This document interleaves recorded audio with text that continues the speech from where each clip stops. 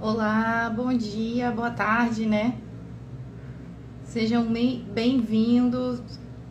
Tô tentando colocar aqui o título da live nos comentários. Bom dia,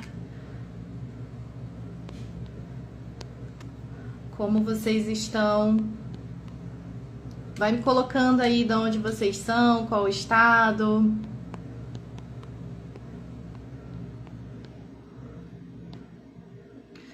Pronto, vou fixar aqui o tema da nossa live.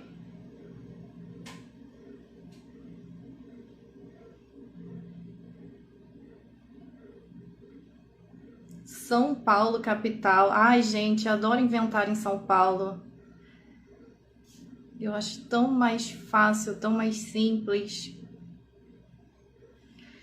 Santa Cecília, Rio de Janeiro. Tudo bem, gente? Hoje nós vamos falar sobre como atuar com segurança nos inventários extrajudiciais. Lógico que eu vou trazer alguns fundamentos aqui, mas a questão é mais prática, né? Os pontos que eu vejo aqui, de acordo com as perguntinhas, que vocês têm mais dificuldade em atuar. E aí eu quero dizer o seguinte, a live não vai ficar gravada não, tá? Vocês vão ter acesso a ela durante até a noite, vou deixar hoje aqui o pessoal assistir, mas depois ela vai sair do ar. E aí ela vai lá para uma comunidade que os alunos da mentoria têm acesso e eles vão poder assistir de forma gravada, certo? Recados importantes aqui da live. Quem ficar até o final, tá? Der um print dessa live, colocar lá nos stories, hashtag inventário fácil, com o emoji de capacete, tá? Esse aqui, vou botar aqui para vocês. E me marcar, pode me enviar no direct o e-mail que vocês vão receber um material integral aqui da live. Então, qual é a condição aqui? Tirar um print da live, colocar nos seus stories com a hashtag inventário fácil e o emoji capacete. Não tem. Eu tenho. E me marcar. Logo depois me manda no direct teu e-mail que eu vou enviar o material integral dessa live. E eu vou ser muito sincera para vocês, meus amigos. Para um material gratuito, ele tá bem recheado de conteúdo, viu? Ele tá aqui comigo. Esse materialzinho aqui vocês vão receber. Tem 4 páginas de conteúdo bem prático, bem legal. Bom, gente, vamos começar aqui nossa live. Achei o capacete. Bora pra guerra, né, povo? A gente tem que vestir nosso capacete, proteger nossa sabedoria e criar nossas teses, sim, né? E tentar fazer um inventário aí de acordo com a nossa sabedoria, com o nosso conhecimento jurídico, com o nosso raciocínio jurídico. Então, vamos embora ao que interessa. Printa aí nossa live, posta lá no seu Instagram, hashtag inventário fácil com o emoji capacete, me marque, me manda seu e-mail no direct, você vai receber esse material aqui da live de hoje. E você tem aí 24 horas para assistir essa live, depois ela vai sair do Instagram e só os alunos da mentoria vão assistir lá na comunidade Inventário Express e eles têm um prazo de 2 anos para assistir essa live. Vamos lá! Como atuar com segurança nos inventários extrajudiciais? Essa é a primeira dúvida de quem fala assim, caramba, inventário extrajudicial é moleza, né? É só assinar, o tabelião faz tudo. Só que pera lá, não pode ser bem assim. Isso daí a gente deixa lá para aqueles advogados que não têm habitualidade com inventário, que não estão nem aí, só querem receber os honorários, mas para você que quer ser especialista, o manejo não pode ser esse, simplesmente assinar. A gente tem que ter conhecimento, sim, a gente tem que ter raciocínio jurídico, sim, e a gente tem que proteger os interesses dos nossos clientes. Porque quando a gente lida com inventário, a gente está lidando com um patrimônio, né? Um patrimônio alheio. Então, isso gera responsabilidade para a gente. Então, veja lá. A primeira dica aqui, já vamos começar com a primeira dica para a gente ter segurança para atuar, tenha um tabelião para chamar de seu. Eu brinco com os meus alunos lá na mentoria que a gente tem que ter um tabelião para chamar de nosso, né? Isso gera afinidade, gera confiança tanto do tabelião quanto para o advogado. A gente saber, o tabelião saber que aquele profissional entende do que está fazendo, gera confiança para ele formatar uma escritura pública de acordo com as nossas convicções, com o nosso raciocínio jurídico. E isso é muito importante, porque o tabelião, ele tem responsabilidade solitária no inventário extrajudicial. Então, por vezes, se ele não conhece o profissional, ele fica com um pouco com o pé atrás, né, de colocar algumas questões ali, como, por exemplo, uma dívida do falecido, né? Qual bem que vai quitar aquela dívida? Qual vai ser o herdeiro responsável por aquela dívida? Isso tudo a gente pode colocar na escritura pública, né? E isso também exime o advogado de responsabilidade futura. Mas e aí? O tabelião confia em você para colocar essa cláusula? Então, a primeira dica aqui de como atuar com segurança é: tenha um tabelião para chamar de seu, crie esse elo de afinidade com ele.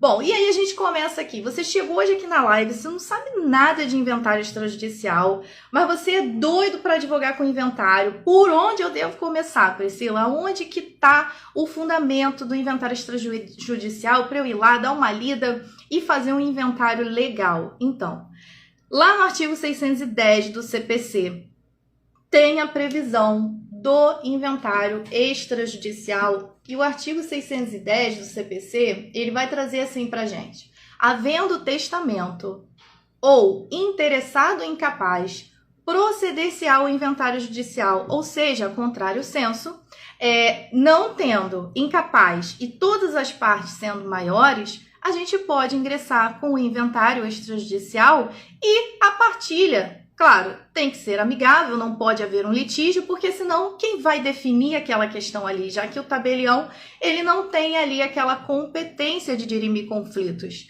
E não pode ter testamento. Só que aí a gente esbarra, né, num entendimento muito recente do STJ.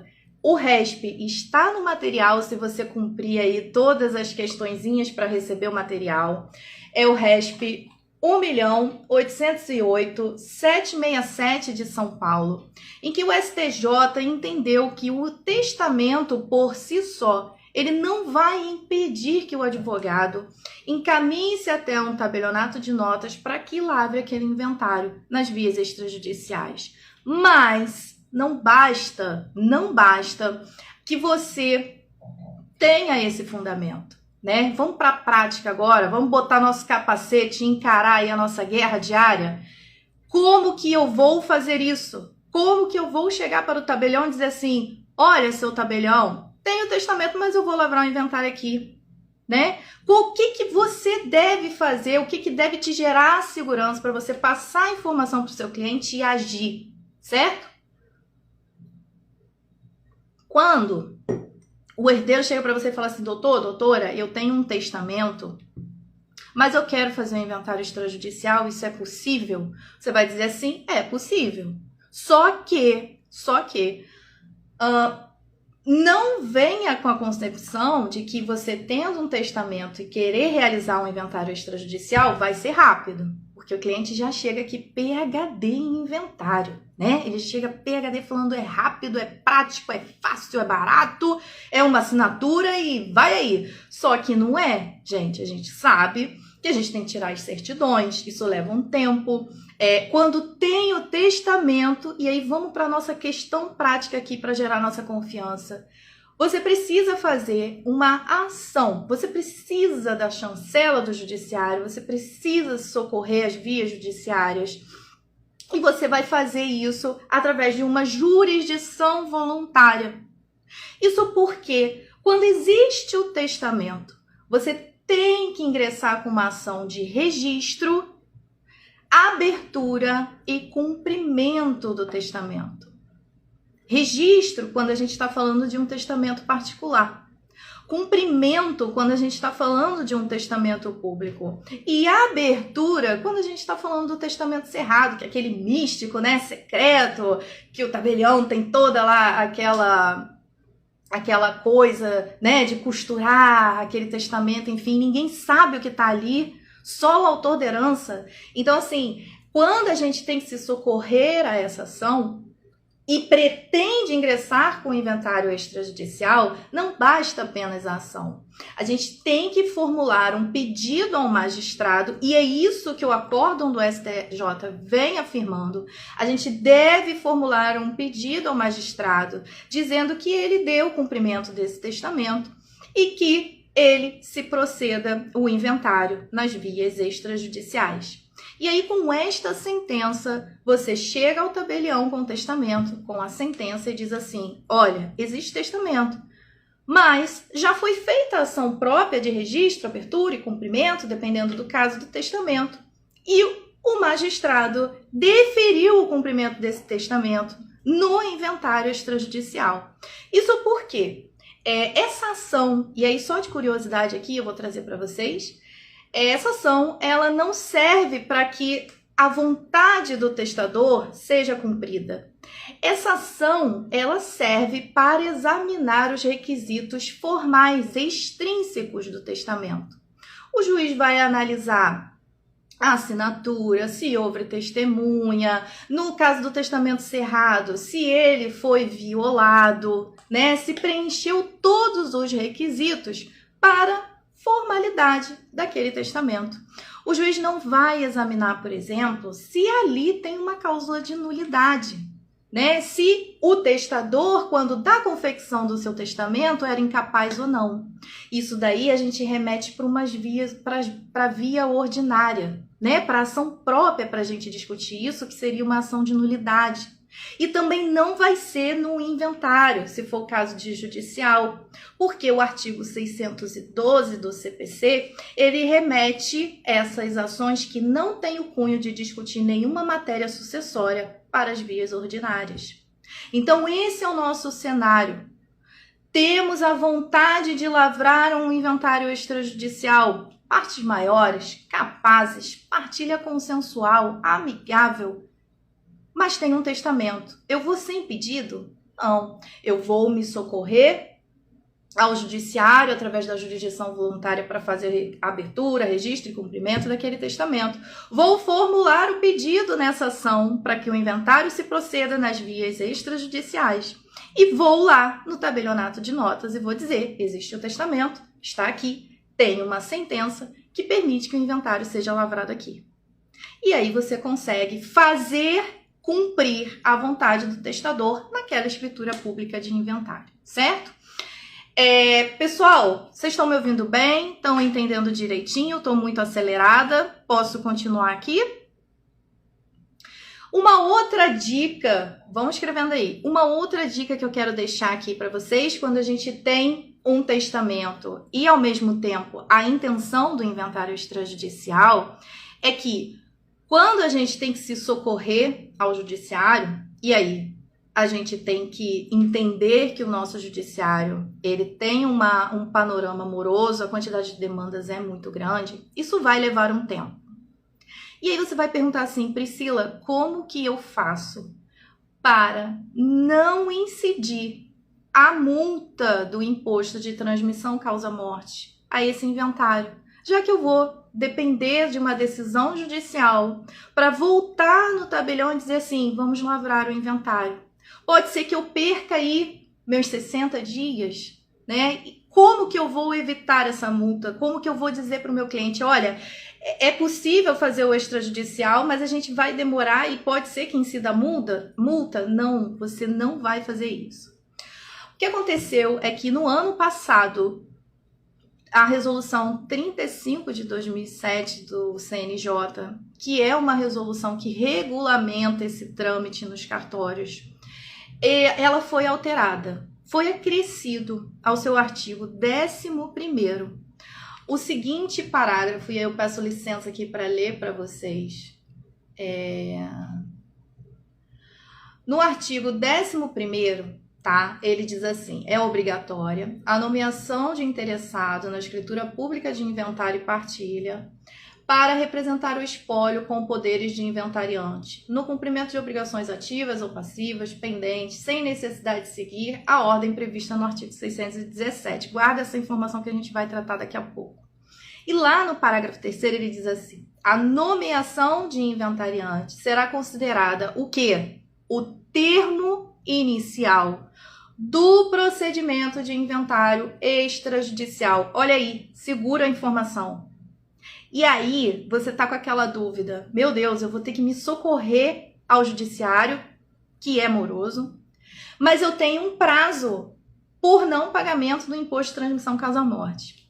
Se o seu cliente não tiver como pagar esse imposto por hora, você pode se utilizar desse instrumento, né, de uma escritura pública com nomeação de inventariante, porque a resolução garante que o termo inicial do procedimento de inventário extrajudicial é fixado no momento da lavratura dessa escritura pública. Vai incidir uma custa, óbvio, os emolumentos do cartório para confeccionar aquela escritura pública de nomeação de inventariante, mas você está ali com o termo inicial tranquilo, com o tempo que for necessário que corra aquela ação de cumprimento, registro e abertura de testamento, tá? Uma outra saída que você pode ter. Partilha é amigável, tá? As partes são maiores e capazes, mas você precisa se socorrer do judiciário, entra com arrolamento sumário. Arrolamento sumário e ação de registro, cumprimento e abertura de testamento.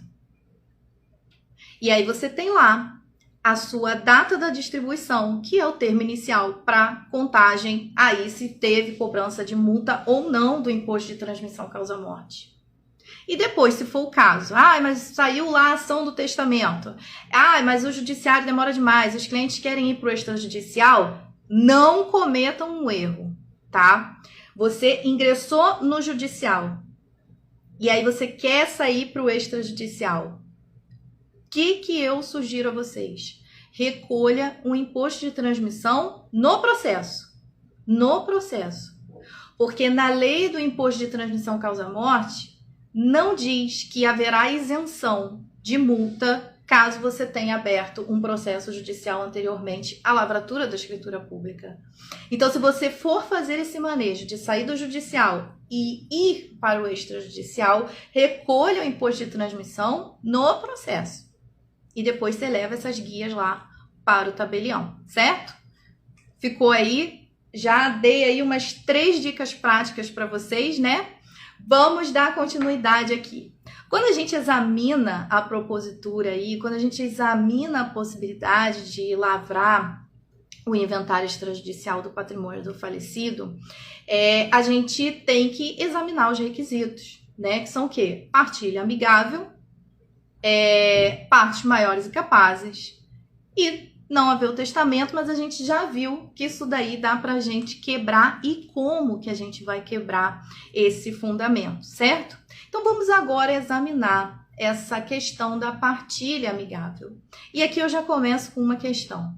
Gente, partilha amigável não significa que tudo será dividido em partes iguais, que tudo ficará em condomínio. A partilha amigável, na verdade, ela significa que eu e meu irmão, ou eu e meu pai, estamos concordando com a forma que aquela partilha vai ser efetivada naquele inventário.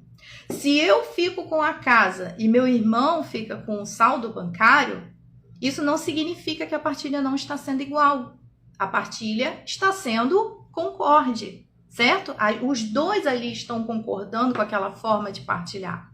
Agora, se isso vai gerar excesso na partilha e aí incidir tributação, é um tema para outra aula, certo? Mas o que eu quero que vocês entendam é que a partilha amigável não significa aquele meio a meio, tá? Então, quebramos aí essa barreira. A partilha amigável é como as partes vão acordar a distribuição daquele patrimônio.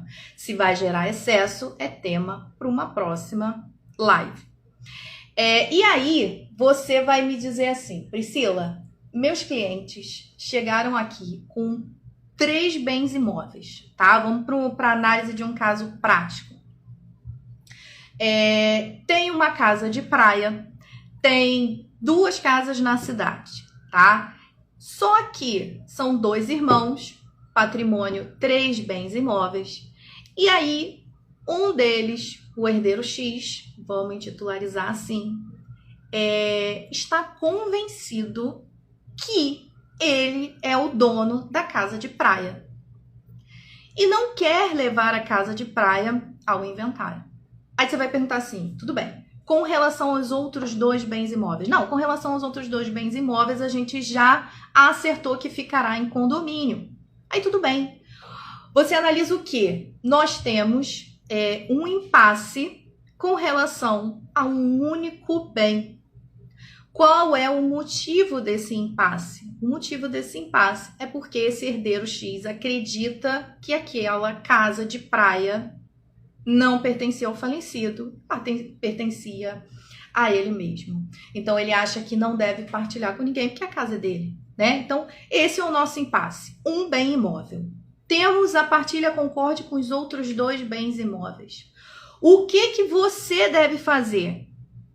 Virar para o seu cliente e falar assim, bora para o judicial, né? Porque tem um litígio aí? Não. Essa não é a solução. E aí eu digo aqui e reforço que nós, advogados, né? E aí a importância de entender que o inventário extrajudicial não é apenas aquela questão de vou assinar, né? Apenas uma assinatura, delego pro tabelião que se vire lá. Gente, não, a gente vai além disso, tá? A gente tem que valorizar nosso conhecimento, a gente tem que raciocinar e proteger o patrimônio do nosso cliente. Qual a solução aqui diante desse caso? Você vai chamar o seu cliente e dizer assim, vou marcar uma reunião com vocês. Ah, mas eu não tenho escritório. Gente, faz uma reunião online, vai para uma cafeteria, marca um jantar, um almoço, vai para o Habib's, sei lá, entendeu? Vai para algum lugar, na pior das hipóteses ou na melhor das hipóteses, faz essa reunião online. E aí lá, você vai ter que assumir uma postura de conciliador. Você tem que colocar na sua cabeça que aquele inventário tem que sair de forma extrajudicial e o que você tem nas mãos de solução para que aquele inventário seja extrajudicial.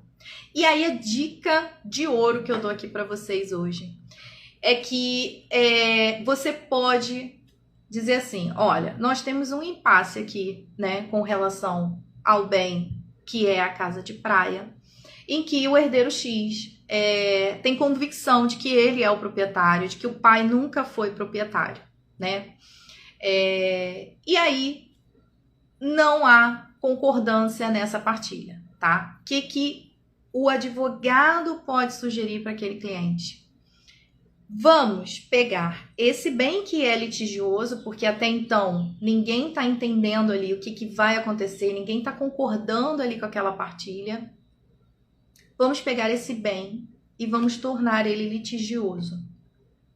Eu pego esse bem, retiro ele do inventário, informo que está em trâmite uma ação que vai discutir quem é o proprietário daquele bem, quem tem a posse daquele bem. E aí eu faço esse manejo através de uma ação probatória antecipada, em que eu vou levar para essa ação testemunhas que vão dizer assim, não, o herdeiro X sempre morou aqui.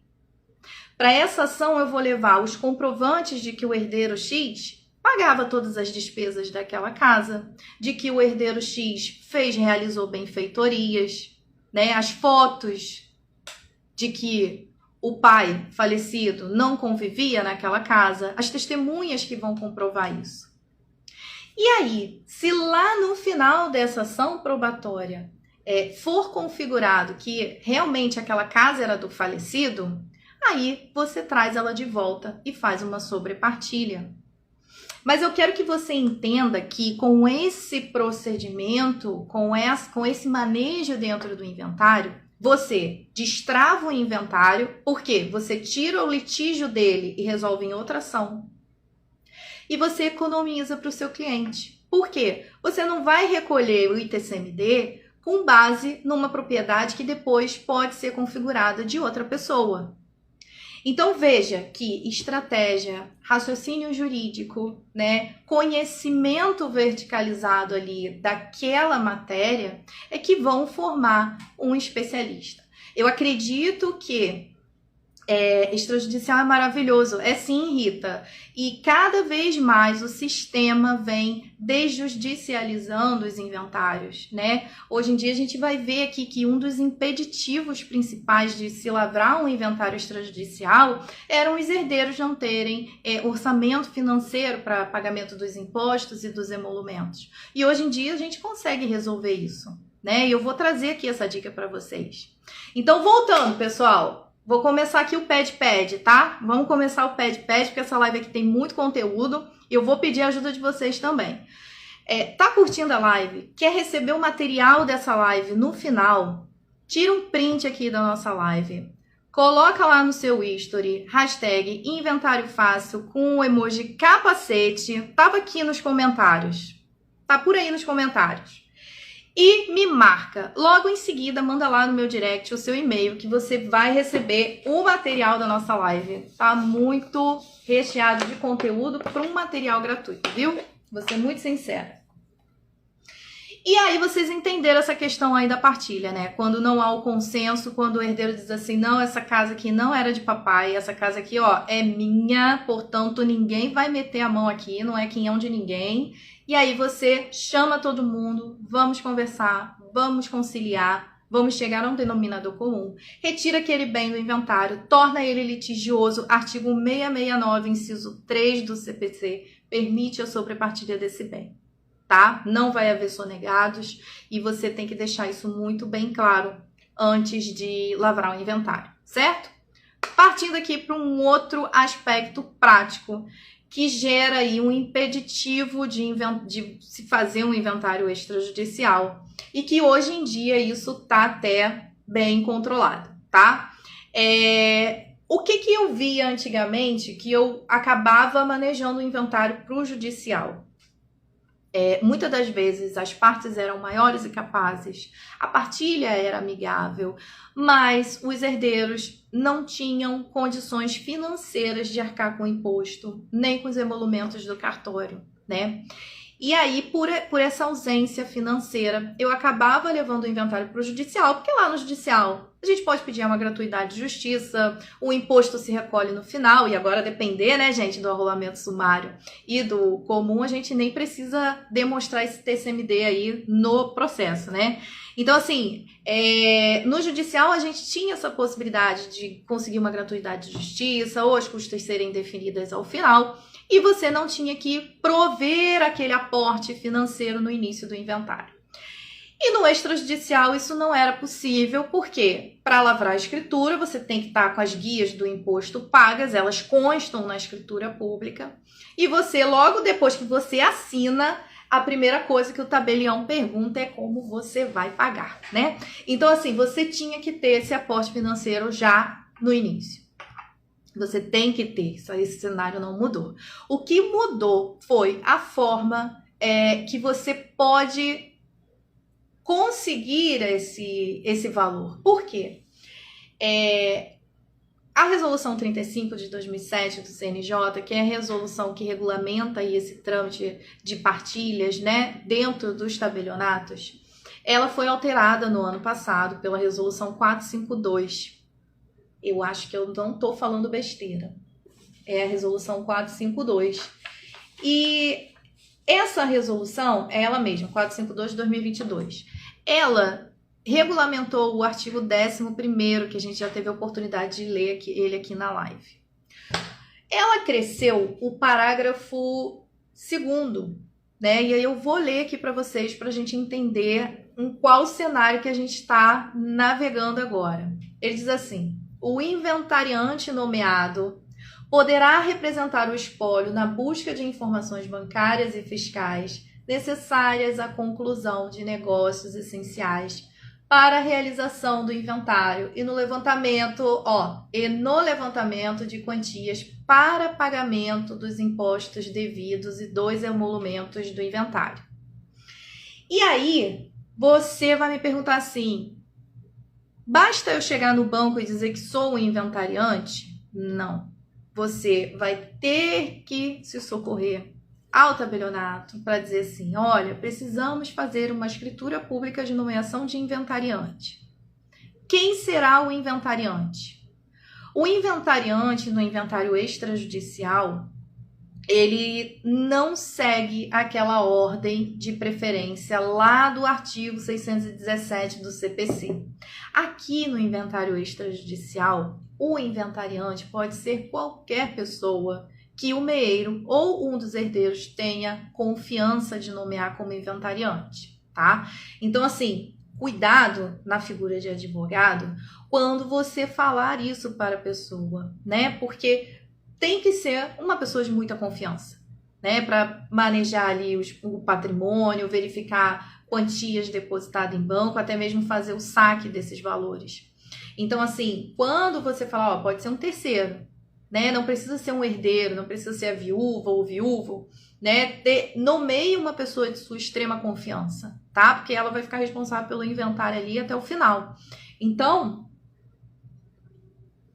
cabe essa observação porque a resolução ela não obriga que se cumpra a ordem de preferência ali do artigo 617, que é o cônjuge, o companheiro, o herdeiro, né, o descendente, enfim. Então, você pode nomear um terceiro estranho àquela relação ali sucessória, certo? E aí eu fiz a escritura pública, nomeei o inventariante e ele vai até a instituição bancária lá do falecido e fala assim, ó, preciso sacar esse valor aqui para pagar um imposto, para pagar os emolumentos, depois eu volto aí com a escritura pública do inventário para fazer o levantamento da quantia final. Só que veja bem, quando eu digo assim, a gente pode fazer uma escritura pública, né, que vá garantir poderes ao inventariante, e aí eu quero que vocês tenham um cuidado muito grande, porque isso pode atrasar o inventário, né? Eu sou do Rio de Janeiro e aqui eu ainda tenho entraves em determinadas instituições bancárias com a própria escritura de inventário, né? Quando a gente